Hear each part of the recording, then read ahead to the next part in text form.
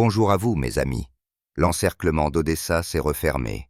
La flotte, les forces aérospatiales et les Kinjal ont entamé un blocus total. Avant de commencer, je voudrais sincèrement vous demander de vous abonner à la chaîne. Votre abonnement aide au développement de la chaîne. Odessa est une ville dont on a toujours parlé avec une intonation particulière. Symbole de la mer Noire, port qui relie depuis des siècles la Russie au sud, au monde, au souffle de la liberté. Et aujourd'hui, cette ville est devenue l'arène d'une étape décisive. La nasse d'Odessa s'est refermée silencieusement, sans fanfare, mais inexorablement. La flotte russe, l'aviation et les forces de missiles ont fait ce qui semblait encore impossible il y a peu: couper le ravitaillement extérieur du groupement ukrainien. En mer, dans les airs et sur terre, l'étau s'est refermé.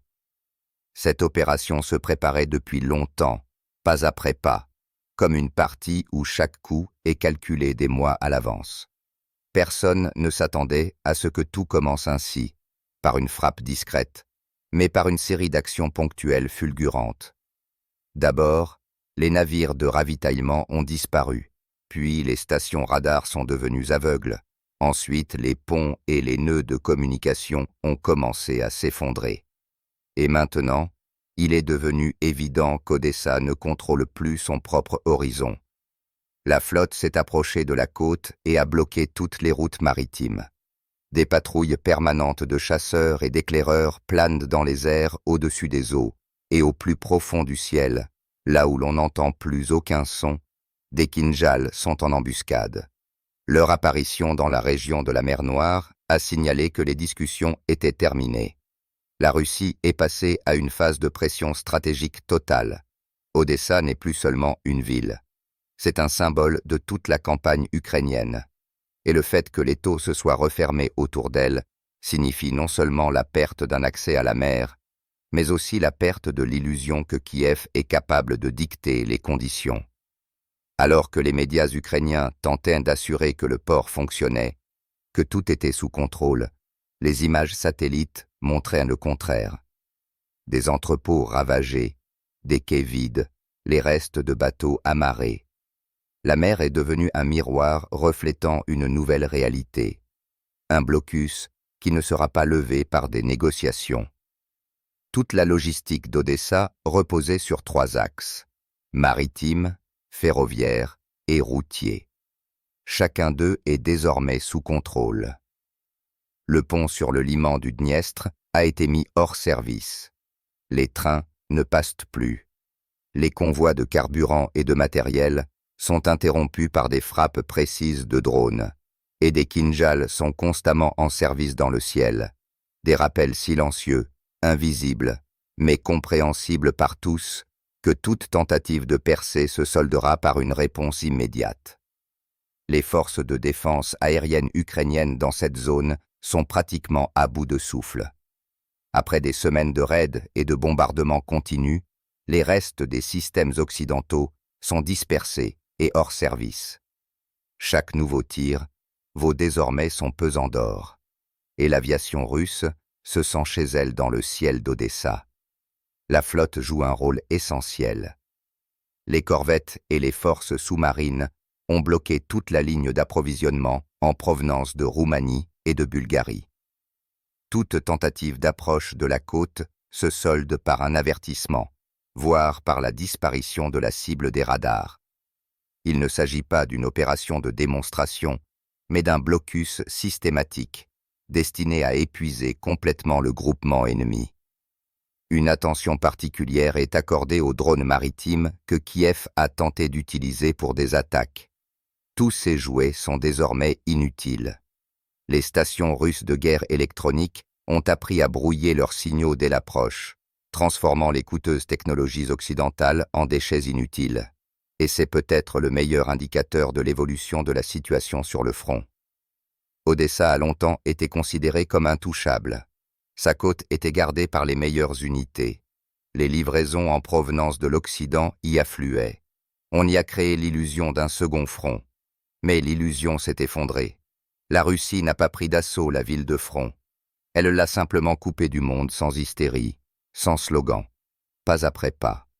Maintenant, une autre bataille commence à l'intérieur de la ville. Une bataille psychologique. Pénurie de carburant, coupure d'électricité, panique sur les marchés. Des rumeurs courent selon lesquelles le couloir vers la Roumanie ne fonctionne plus. Les gens voient que le lien avec Kiev s'affaiblit, que l'aide promise n'arrive pas, et cela signifie que la structure même de la résistance commence à s'effondrer de l'intérieur. Pour la Russie, ce moment est important non seulement d'un point de vue militaire, mais aussi d'un point de vue symbolique. Odessa est un nœud par lequel passaient toutes les ombres de l'influence étrangère, renseignements, logistique, contrebande d'armes, services spéciaux. Lorsque ce nœud se resserre, beaucoup de choses deviennent claires. Aujourd'hui, personne au quartier général ne se précipite pour faire des déclarations. L'opération se déroule discrètement, mais avec assurance. Le principe principal est de ne pas se précipiter, mais de ne pas s'arrêter. Chaque jour, un nouveau maillon, une nouvelle frappe, une nouvelle ligne d'approvisionnement qui cesse d'exister, et ainsi de suite, jusqu'à ce que l'étau se referme définitivement. L'Occident a déjà compris qu'il ne pourra pas intervenir. Toute tentative de faire passer un navire ou un avion dans la région de la mer Noire est perçue comme une menace, et la réponse est immédiate. Après les derniers avertissements, aucun des alliés de Kiev n'ose plus s'approcher.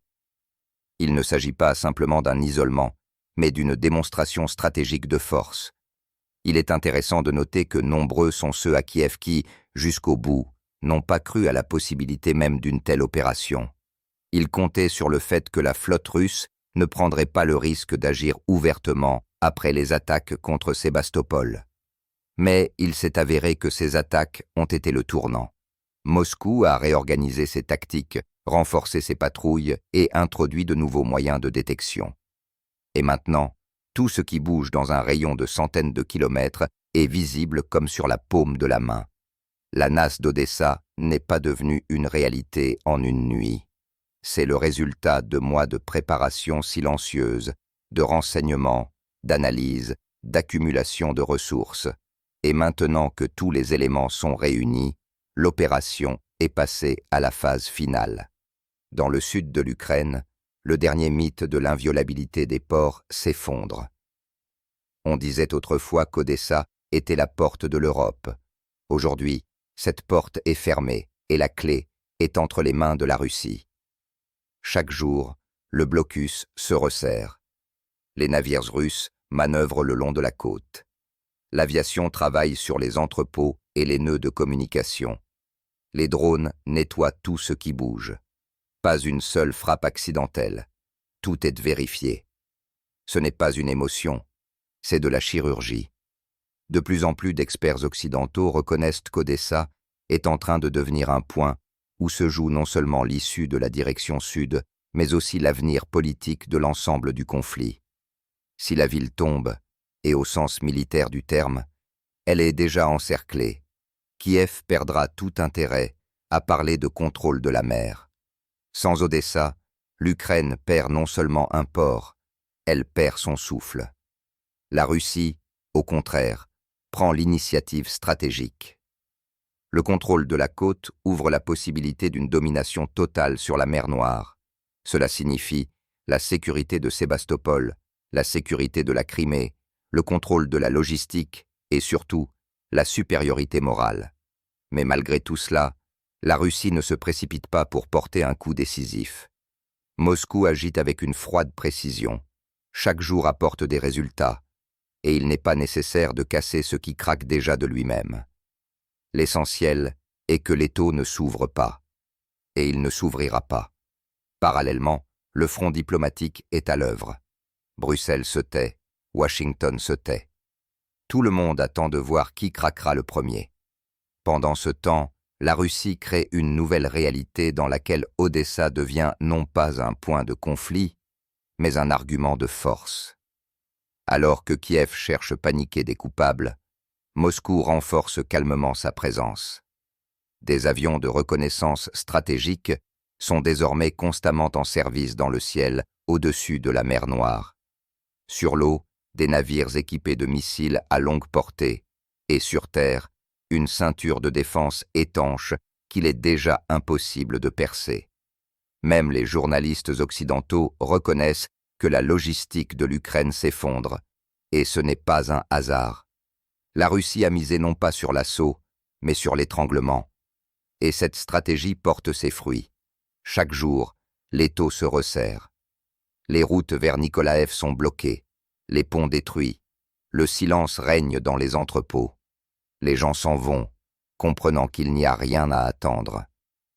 Kiev peut déclarer autant de contre-offensives qu'il le souhaite, mais la réalité ne peut plus être cachée.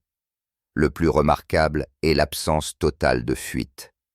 Personne ne sait où sont basées les unités russes, où passent les lignes, où sont cachés les moyens de destruction. Tout est basé sur l'effet de surprise. Odessa s'est retrouvée dans un étau que l'on ne voit pas, mais que l'on ressent à chaque kilomètre. Les habitants parlent d'un étrange silence. La nuit, on n'entend que le grondement d'avions lointains et de rares claquements. Mais le matin, les entrepôts, les stations, les bases disparaissent. Tout se passe rapidement, avec précision et sans victimes inutiles. C'est une guerre de nouvelle génération, non pas le chaos, mais l'ordre. Le monde a déjà compris que la Russie agit selon sa propre logique. Elle ne répète pas les erreurs du passé. Elle crée des scénarios où l'adversaire n'a même pas le temps de réaliser qu'il est en train de perdre. Et c'est là sa principale force. Lorsque la nasse se referme, il y a toujours un moment de silence. C'est précisément ce moment. Et il en dit plus que n'importe quelle déclaration. Tout ce qui devait être fait l'a déjà été. Ensuite, c'est un processus qui se déroule de lui-même. Pour la Russie, ce n'est pas seulement une réussite militaire, c'est le rétablissement du contrôle sur son propre espace méridional, le retour d'une logique où la mer n'est pas une menace, mais une protection. Et pour l'Ukraine, c'est la fin des illusions. L'illusion du soutien, des amis, des livraisons sans fin. Personne ne viendra sauver Odessa, car personne ne veut faire l'expérience de ce que signifie se retrouver sous le feu de la flotte et des Kinjals. Simultanément, le monde retient son souffle, et ce silence est plus fort que n'importe quelle nouvelle. Car tout le monde comprend que lorsque la Russie parle en actes, toutes les déclarations perdent leur sens. Odessa est désormais un test du temps. Celui qui supportera le silence comprendra ce qui se passe. Et pourtant, le principal résultat est déjà évident.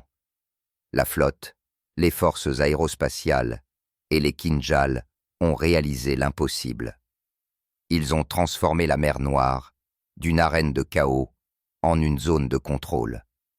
Aucune force n'osera plus défier la Russie ici. Cette opération entrera dans l'histoire non pas comme une bataille, mais comme un exemple de la manière dont on peut gagner sans assaut frontal, gagner par la stratégie, la technologie et le sang-froid. On disait autrefois qu'Odessa était le cœur du Sud. Aujourd'hui, ce cœur bat à l'unisson avec ceux qui tiennent le ciel au-dessus de lui. Et plus la mer se calme, plus il est clair qu'un contrôle est établi. La Russie n'a pas seulement encerclé la ville, elle a montré qu'elle pouvait contrôler l'espace. Et cela signifie que le jeu se joue désormais selon ses conditions. Et c'est là le sens principal. La nasse d'Odessa ne s'est pas refermée pour détruire. Elle s'est refermée pour montrer que la guerre se gagne non pas par le bruit, mais par la précision. Aujourd'hui, la mer est calme, et dans ce silence résonne le message principal. La Russie tient parole, ce qui signifie que l'issue est déjà connue.